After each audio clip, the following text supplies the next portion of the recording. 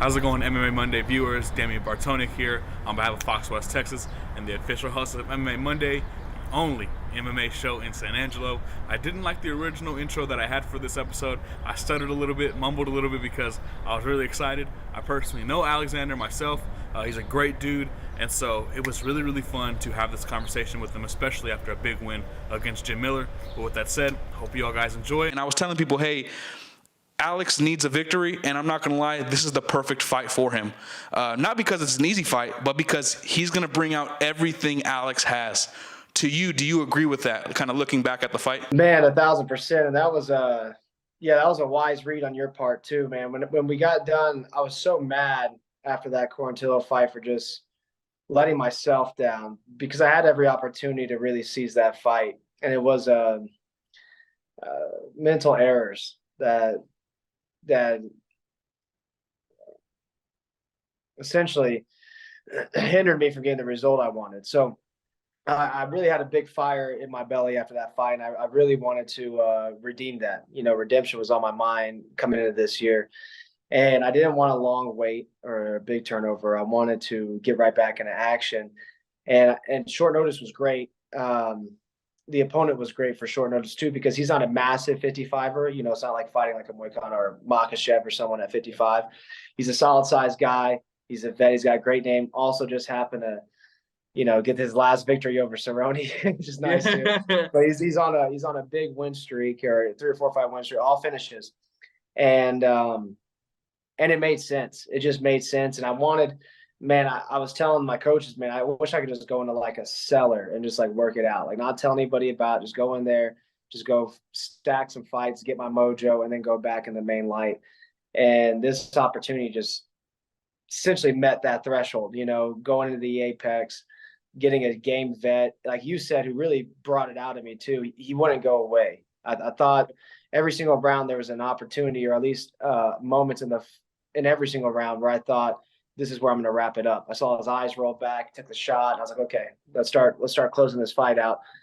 And the sun stayed in. He came back harder. And so, man, it was a beautiful fight for me to express a little bit more composure, veteranship, and poise in the moment. Instead of just being all attack, I worked on my balance and being defensively sound and countering well. Yeah, I was so impressed with, number one, I love the kicks to the body.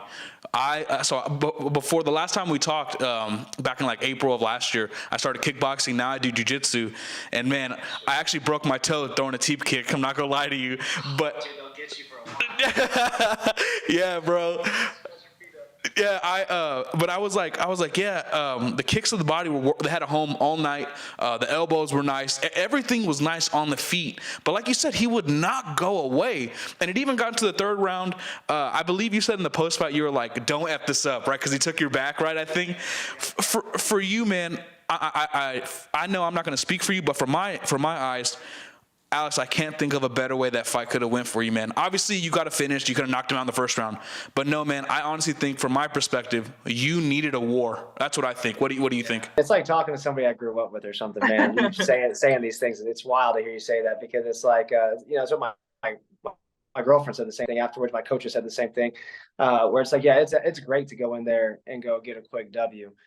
But sometimes, like you said, what you want and what you need are two different things. And I really didn't need that. I needed to go against a dog for 3 rounds.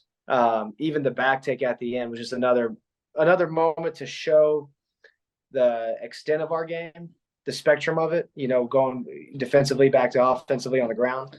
And then an opportunity to push past myself again mentally, in that, man, when he jumped on that choke in the last 45 seconds, I thought I could posture up, and then he started to sink under the neck. I was like, okay, I got to go to the ground to fight this. And then I started to get my head to the far side of his shoulder. He wanted to keep me on the choke side. I was working to get to the far side. And there's a moment where I was like, man, I can survive here. And I was conscious enough to think, there's no way I'm tapping on this. He's just going to have to put me out. I'm not going to tap. But I think I could survive. And then I wiggled a little more, and I found a foothold for my elbow, my shoulder, and I was like, you know what? I think I might just reverse it. So switched it over, man. I will take that finish every time. An opportunity to finish on top like that rather than neutrally. You know, I mean, and it also, boded well for the ratings. It was a fun, exciting finish to the fight. So, man, I completely agree. That fight was, everything that we needed, everything I needed for myself mentally, because there's a number of moments in that fight where I had to make the decision to win, to not let him to not wilt, in any way. And in the past, I got in my head, started speaking too negatively to myself, getting discouraged, and then my performance started to show it, And you don't need to comment on this, but I personally think nonsense for y'all not to get fight of the night. That was fight of the night. I don't know how y'all didn't get fight of the night, but that's a whole nother discussion. Yeah, I was thoroughly impressed, man, and I was very happy for you, obviously rooting for you. And it's not just because I know you and you were my first ever interview, but, man, I've seen it myself. I know how hard you work, and I want to talk a little bit about the Billy Q fight because I was there for that fight. I really liked you at 155, right? I liked you this past fight, but I think you're a huge 145er. You're very big, very strong, a lot of muscle. What do you think about that cut? I know you said your private part wasn't working, but what do you think of that cut? What do you think of that cut? No, I think I'm going to do it. I'm going to do it again and do it better. My body's more used to it. 55 is fine, but I'm not a large 55er. There's some like deception just in the muscularity. People always think I'm a little bit bigger than I am. Because, man, I made that 55 cut no problem on, a 9-10 day notice. Yeah. I was already kind of dieting-ish to get my weight lower for 45. But I jumped on that because I knew I could make it easy. And making it that easy, man, the levels at the top, those top 10, top 15 guys, top 5, everyone's pretty big. Not only are they extremely skilled and technically sound, very fast for that weight, man, they're also for the most part very strong and very big. And I think that I can I do think I'm a little bit of an in-betweener, but I think I can make 45 well. I like the advantages of 45. Even this last fight, going out to the PI and connecting with some of the other fighters during the week and talking to them a little bit, picking some of the guys' brains. I kind of hang out around like what a 45 would cut to. If I had to take a guess, I know guys like Dustin Poirier. It's been rumored. Justin Gaethje hover around like the 180, 182 mark. For me, if I had to bet, I don't know anything about your weight, but I would assume you walk around from 168 to 171. I don't know if that's accurate. That's what you look like. Yeah. When I was getting heavier, I'd be maybe 76 when I was really trying to be strong 55. Now, like when I made that cut, I cut for 170, so I'm walking around like 72, 71. Yeah. And so it's just like, man, to go to 55, there's going to be a huge weight difference. Yeah. When we step in the cage. And I felt that a lot, especially that Moicano fight was one of the, man, almost every one of my fights I've had a severe, where I was like, who the is that guy? Sitting that was the guy we weighed in against, yesterday. Yeah. Trinaldo, Dover, Mercy, all of them are big boys. Yeah.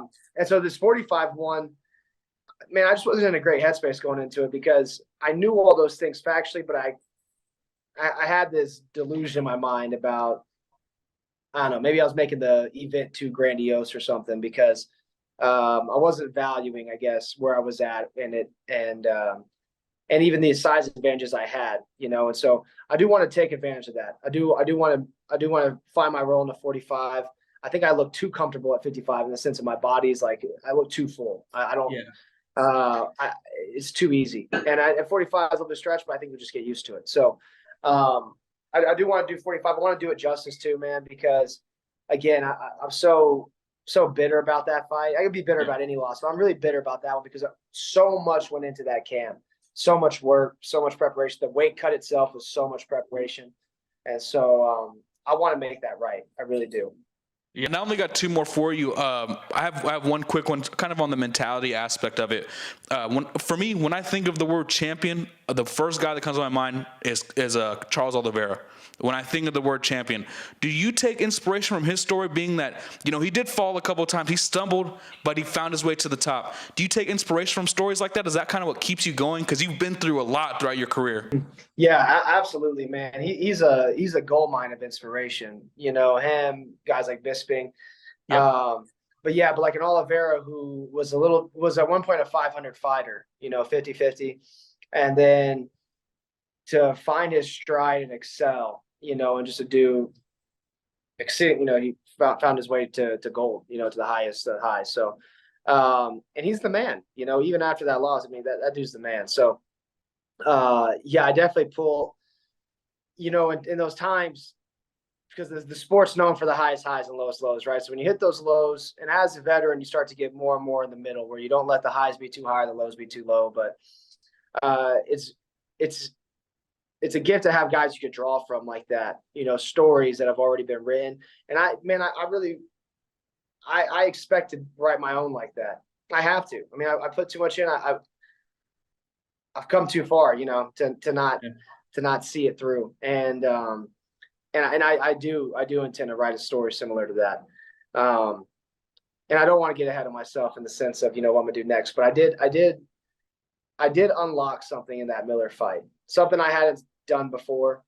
And I do plan on using that and using this new insight, using the mental state I have right now, all the physical work I've done in the past to finally have those two, your mind and your body to align it and go out there and perform. I know Cheeto Bear is another one who's coming to a stride like that, where, he mentioned finally, my head's aligning with my body, and I'm fighting the way I want to fight. I'm the man I want to be.